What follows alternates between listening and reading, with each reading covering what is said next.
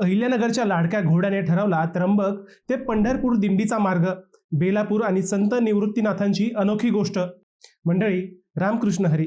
आषाढी वारी जवळ येते आणि याच निमित्ताने आज आपण अहिल्यानगरच्या बेलापूर गावचा एक थक्क करणारा इतिहास पाहणार आहोत।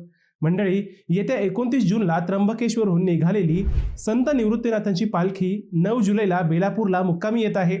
यासाठी प्रशासनाने आतापासूनच तयारी सुरू केली आहे।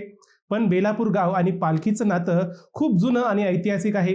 असं म्हटलं जातं की बेलापूरचे भानुदास महाराज हिरवे यांना संत निवृत्तीनाथांनी स्वप्नात दृष्टांत दिला होता, ज्यानंतर त्यांनी त्र्यंबकेश्वरमध्ये समाधीचा शोध घेतला। त्यानंतर वारीचा मार्ग कसा ठरवायचा असा प्रश्न जेव्हा पडला, तेव्हा हिरवे महाराजांच्या लाडक्या नावाच्या घोड्याने हा मार्ग निश्चित केला।